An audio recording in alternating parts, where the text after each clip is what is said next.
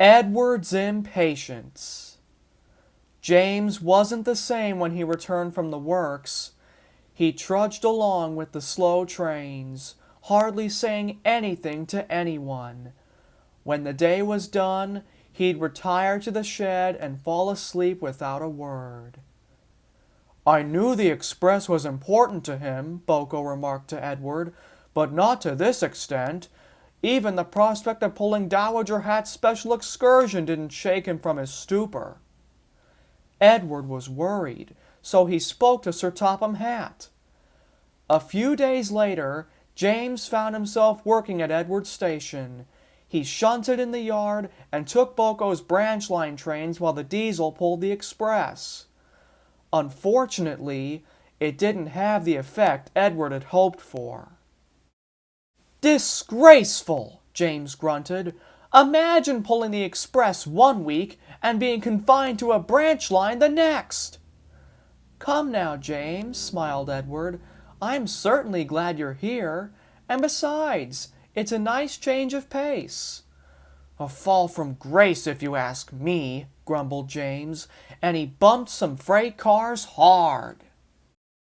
Now, for all his kindness, Edward had a tendency to be impatient. This was especially true when it came to his own trains. He hated being late. He wasn't as fast as the other engines, and didn't like having to make up for lost time. Though he tried to be understanding, Edward's patience was wearing thin. James refused to bank trains up Gordon's Hill and was sluggish with shunting. Time and again, Edward was left picking up the slack. "What time do you call this?" fussed Daisy as Edward bustled into the junction. "I'm sorry," panted Edward.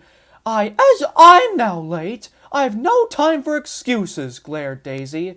"But I suggest you not make this a habit, my dear. Sir Topham Hatt won't like it." He didn't, and after more delayed trains, he told Edward as such. Not wanting to make James feel worse, he took the blame himself. "I'm sorry, sir," Edward sighed. "It won't happen again." When Edward returned and found his yard in disarray, he had a sinking feeling it would happen again. He frowned when he saw James skulking about.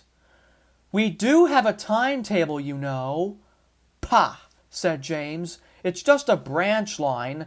Not like there's an express to keep to time." "That's quite enough," interrupted Edward. "There's more to life than the express. You're not even trying to keep things in order.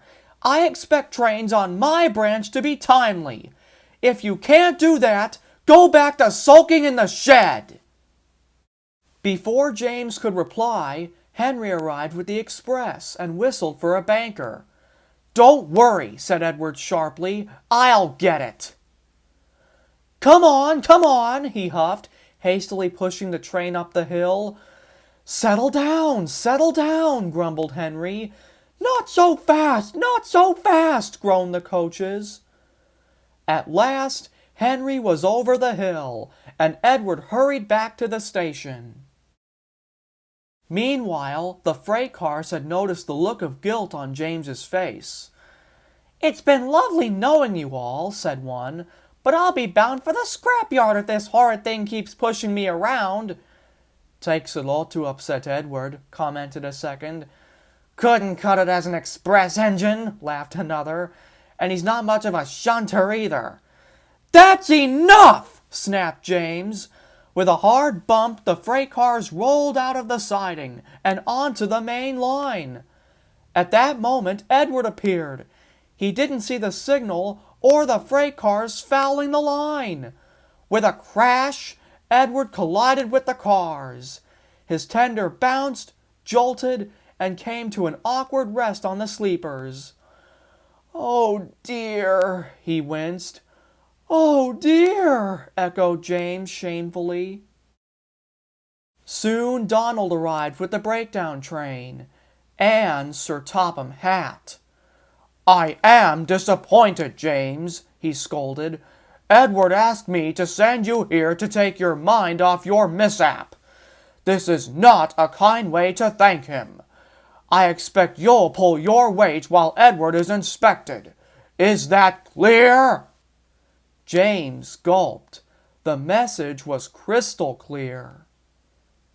Thankfully, Edward wasn't hurt, and he and the freight cars were soon back on the rails.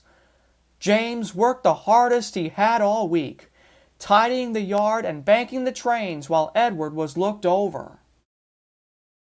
"I'm sorry, Edward," he said in the shed that night. "I've been nothing but a nuisance since I arrived." "Well," replied Edward, "that accident could have been avoided had I not been so hasty. I'm sorry for being short. I know these changes have been hard for you." "Well," added James sadly, "if I can't handle simple shunting or branch line trains, maybe I don't deserve the express." "Tomorrow seems like a perfect chance for a fresh start," smiled Edward. "There is a passenger train to take, and my coaches would be thrilled to be pulled by a mainline engine." For the first time in days, James smiled. A fresh start was just what he needed.